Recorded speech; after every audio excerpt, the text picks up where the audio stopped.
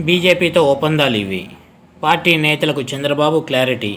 AP రాజకీయాలలో 2014 పొత్తులు repeat అవుతున్నాయి. తిరిగి బీజేపీ, టీడీపీ, జనసేన పార్టీలు కూటమిగా పోటీకి దిగుతున్నాయి. దాదాపు 6 ఏళ్ల తర్వాత తిరిగి టీడీపీ ఎన్డీఏ కూటమిలోకి చేరుతోంది. సీట్ల పంపకాలపైన సూత్రప్రాయంగా నిర్ణయం జరిగినా అధికారికంగా స్పష్టత రావాల్సి ఉంది. బీజేపీతో పొత్తు అవసరం, జరిగిన చర్చలు, తీసుకున్న నిర్ణయాలు గురించి సొంత పార్టీ నేతలకు చంద్రబాబు స్పష్టత ఇచ్చారు. పార్టీ ముఖ్యులకు కీలక బాధ్యతలు అప్పగించారు. చంద్రబాబు ఢిల్లీ కేంద్రంగా పొత్తులను ఖరారు చేసుకున్నారు. అమిత్ షాతో భేటీ తర్వాత పొత్తుపై పార్టీ నేతలకు స్పష్టత ఇచ్చారు. టీడీపీ ముఖ్య నేతలతో చంద్రబాబు టెలికాన్ఫరెన్స్ నిర్వహించారు. ఢిల్లీలో ఏం జరిగిందో వివరించారు. బీజేపీకి ఇచ్చే సీట్లపైన సంకేతాలు, క్లారిటీ ఇచ్చారు. ఎన్డీఏలోకి టీడీపీ చేరుతుందని స్పష్టం చేశారు.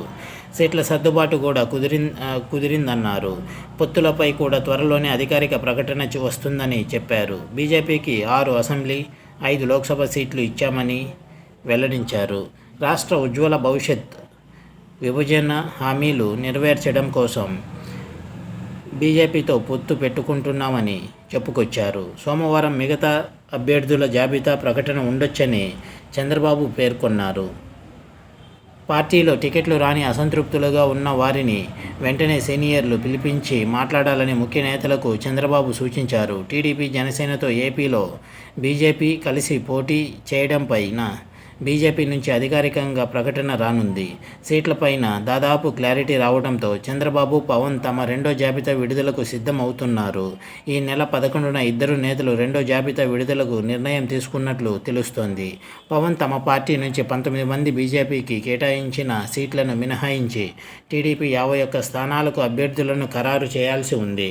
ఇదే విధంగా ఈ నెల 14న ఎన్డీఏ పోలిట్ బ్యూరో సమావేశం జరగనుంది. ఈ సమావేశంలో పాల్గొనేందుకు చంద్రబాబు మరోసారి ఢిల్లీ రానున్నారు. ఇది వ్యూవర్స్, పొత్తులు లెక్కలు ఆంధ్రప్రదేశ్లో.